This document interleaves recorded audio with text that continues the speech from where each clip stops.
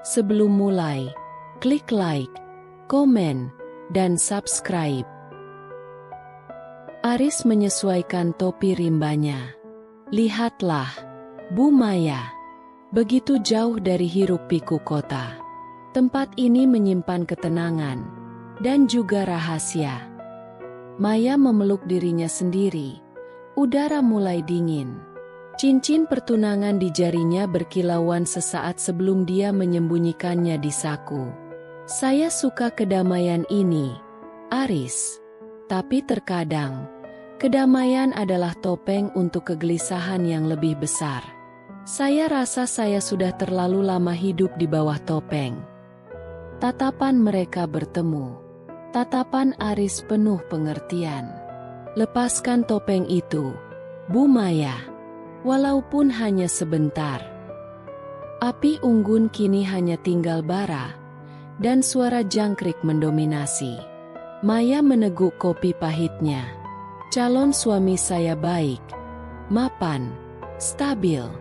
Itulah masalahnya. Terlalu stabil. Saya merasa seperti menunggu hidup dimulai, padahal saya seharusnya sudah menjalaninya. Aris bersandar pada pohon beringin tua. Hidup di hutan mengajarkan saya bahwa yang paling stabil adalah yang paling cepat membusuk. Kita butuh gerakan, Bu Maya. Kita butuh bahaya. Kita butuh gairah. Suara Aris dalam dan rendah, menciptakan resonansi intim di kegelapan hutan. Maya mencondongkan tubuhnya ke depan, mendekat padanya, mencari kehangatan yang bukan dari api. Maya menahan napasnya. Ini salah. Tapi suaranya adalah bisikan yang bertentangan dengan keinginan di matanya. Aris tidak menjawab. Dia hanya meraih tangan Maya, membawanya melintasi kabut dingin malam. Aroma pinus dan lumut bercampur dengan aroma parfum Maya. Ketika Aris akhirnya menariknya ke dalam pelukan yang menuntut, semua pikiran tentang etika dan pertunangan menghilang. Itu adalah ciuman terlarang, terburu-buru, dipicu oleh bahaya dan janji kebebasan. Maya mencengkeram rompi Aris, seolah dia adalah satu-satunya jangkar di tengah badai emosi. Keheningan malam seolah pecah oleh denyutan jantung mereka. Tiba-tiba, suara langkah kaki yang teredam terdengar dari kedalaman semak-semak yang seharusnya kosong. Aris menegang. Diam. Dia menarik Maya ke belakang pohon yang lebih besar. Bau yang kuat, seperti bau herbal yang difermentasi dan manis, menusuk hidung mereka. Itu bukan bau hutan.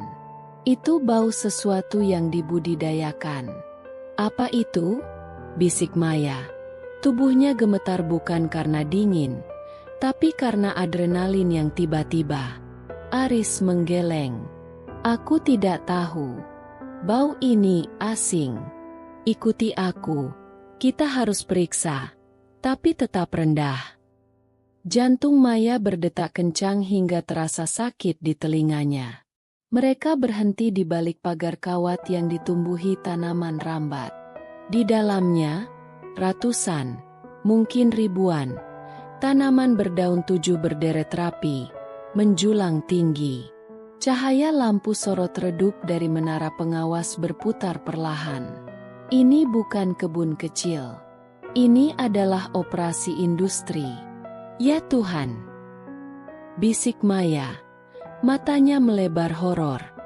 Ini ilegal. Aris merangkak lebih dekat ke tanah. Wajahnya mengeras. Bukan hanya ilegal, Maya. Ini terorganisir. Lihatlah pengamanan itu. Ini sindikat internasional. Kalau melihat skalanya. Ketiga pria itu berbicara dengan logat yang Aris tidak kenali. Bukan logat lokal. Mereka membawa senjata otomatis, bukan senjata pemburu. Seseorang yang tampak seperti pemimpin memberi perintah tajam melalui walkie-talkie. Rute timur. Pastikan tidak ada kebocoran. Aris menarik napas dingin. Mereka baru saja menyaksikan rute distribusi. Kita harus pergi, sekarang, bisik Aris. Jika mereka melihat kita, mereka tidak akan berpikir dua kali. Mereka akan mengira kita mata-mata. Kebutuhan untuk melindungi murid-muridnya dan dirinya sendiri melampaui rasa takutnya. Maya membeku. Tangannya menutup mulutnya. Wajah Aris pucat pasi. "Lari! Jangan menoleh!" teriak Aris pelan sambil mendorong Maya. Sinar senter tebal itu menyapu area mereka bersembunyi. Mereka berlari menembus semak-semak lebat. Duri-duri mencakar kulit mereka. Tapi rasa takut akan peluru lebih besar daripada rasa sakit fisik. Penjaga itu berteriak dalam bahasa asing yang keras, memicu alarm di seluruh area perkebunan. Mereka tahu, mereka hanya punya beberapa menit sebelum seluruh sindikat memburu mereka. Mereka tiba di batas perkemahan utama, terengah-engah. Lumpur menutupi sepatu bot mereka, dan jantung mereka terasa seperti ingin meledak. Aris menarik Maya ke balik pohon yang dekat dengan tenda mereka, memastikan tidak ada penjaga yang melihat mereka. Kita aman untuk saat ini, kata Aris. Suaranya serak. Dia memeriksa Maya untuk luka, menyeka darah kecil dari lengannya. Apa yang kita lakukan, Aris? Kita tidak bisa berpura-pura tidak melihatnya. Anak-anak kita ada di sini, desah Maya. Air mata bercampur lumpur di pipinya. Malam yang dimulai dengan gairah kini berakhir dengan teror dan konspirasi yang mengancam nyawa. Matahari terbit, mewarnai puncak pohon emas. Maya duduk di samping Aris di area logistik, pura-pura memeriksa peta. Kita punya bukti. Kita punya rute mereka, bisik Maya. Suaranya kini dipenuhi tekad baja. Aku akan menghubungi polisi begitu kita berada di luar jangkauan sinyal mereka. Kita akan menggunakan jalur pendakian yang berbeda, rute yang lebih aman. Aris memegang tangannya yang dingin di bawah meja. Sentuhan itu tidak lagi erotis, tapi penuh kesetiaan. Malam tadi, Bu Maya, itu adalah hal paling nyata yang pernah saya rasakan. Sekarang kita berbagi rahasia yang jauh lebih besar. Kita tidak hanya mempertaruhkan hati kita mempertaruhkan nyawa kita. Dan aku akan melindungimu. Aris berbicara dengan cepat kepada beberapa muridnya, menyuruh mereka bersiap-siap. Alasan yang dia berikan adalah perubahan cuaca ekstrim yang mendadak, dan perlunya evakuasi ke tempat yang lebih rendah. Maya mengamati tenda-tenda di sekitar. Dia melihat seorang pria, yang kemarin menyajikan mereka teh di logistik, kini berdiri terlalu lama di dekat gerbang. Tatapan pria itu tajam dan dingin, tidak seperti keramahan yang palsu. Jelas, sindikat itu sudah tahu ada yang tidak beres. Aris, bisik Maya. Pria di gerbang. Dia mengawasi kita. Kita harus segera keluar dari sini, bahkan sebelum mereka menyadari kita mengambil rute pendakian yang berbeda. Aris mengangguk, menyentuh pisau yang tersembunyi di pinggangnya, merasakan ancaman yang semakin dekat. Mereka berjalan cepat. Rombongan kecil murid yang bingung mengikuti di belakang mereka. Aris memimpin melalui jalur setapak yang sempit dan curam. Jalur yang ia tahu tidak pernah digunakan untuk distribusi barang terlarang. Maya berjalan tepat di belakangnya, memegang peta yang kini terasa seperti jimat pelindung. Tiba-tiba, Aris berhenti. Ada sesuatu, bisiknya. Terjepit di antara dua batu, ada sehelai kain merah cerah, bukan bendera pendaki. Itu adalah penanda. Tepat di sebelahnya, jejak sepatu bot tebal, masih baru, mengarah ke bawah. Sindikat itu sudah memperkirakan rute pelarian alternatif dan mengirim pengintai. Jantung Maya jatuh ke perutnya. Mereka sedang diburu. Setelah berjam-jam mendaki dengan kecepatan panik, mereka mencapai sebuah bukit kecil yang dikenal Aris sebagai satu-satunya tempat dengan sinyal kuat. Mereka meninggalkan para murid dalam kelompok yang diawasi guru lain, dengan alasan panggilan mendesak, dan menjauh ke balik batu besar. Tangan Maya gemetar saat dia menekan nomor darurat polisi. "Halo, saya Maya, seorang guru. Kami menemukan operasi narkoba besar di hutan Gunung Halimun." Setelah beberapa menit menjelaskan, petugas di seberang terdengar skeptis dan meminta rincian lokasi yang sangat spesifik. Tiba-tiba, Aris menatap ponsel Maya. Ada logo kecil yang muncul di sudut layar. Logo perusahaan telekomunikasi yang sama sekali asing, bukan operator seluler biasa. "Maya, lihat ini." Aris menunjuk dengan jari kotornya. "Logo ini, itu adalah perusahaan palsu. Mereka mungkin memantau jaringan radio di area ini. Panggilan kita mungkin telah dicegat, dan mereka tahu persis siapa kita sekarang." Aris dengan cepat merebut ponsel itu. Matanya memancarkan ketakutan yang dingin. "Kita tidak punya waktu, Maya. Ponsel ini adalah suar bagi mereka. Jika mereka bisa memantau panggilan, mereka bisa melacak lokasi kita. Mereka tahu persis di mana kita berada sekarang." Tanpa ragu, Aris membanting ponsel Maya ke batu besar di samping mereka, menghancurkan layar dan baterainya. "Ponselmu, dompet, apapun yang punya chip pelacak, lakukan sekarang." Aris mengeluarkan ponselnya sendiri dan melakukan hal yang sama. Keheningan yang terjadi setelah penghancuran itu terasa memekakan telinga, namun memberi mereka sedikit harapan. Mereka kini benar-benar terputus dari dunia luar, tetapi juga dari mata-mata sindikat. Mereka kembali ke rombongan, berpura-pura tenang. Wajah mereka bersih dari lumpur tapi hati mereka penuh lumpur ketakutan. Saat Maya menghitung ulang murid-muridnya, dia melihat wajah baru yang asing. Pria itu, yang mengenakan jaket pendaki baru yang mencolok, berdiri terlalu dekat dengan jalur perbekalan. Dia tidak ada dalam daftar peserta atau staf. Aris juga melihatnya. Mereka berbagi pandangan yang cepat. Pria itu menyeringai sedikit saat mata mereka bertemu. Sebuah senyum predator yang mengenali mangsanya. "Dia bukan dari sini," bisik Aris. Tangannya gemetar sedikit di balik punggungnya. "Kita harus berhati-hati, Maya. Sindikat itu sudah menyusup ke dalam grup kita. Kita sedang berjalan di antara serigala." Jalur setapak menyempit menjadi punggungan batu yang berbahaya. Tebing di satu sisi. Aris berjalan di depan, dan Maya di tengah rombongan.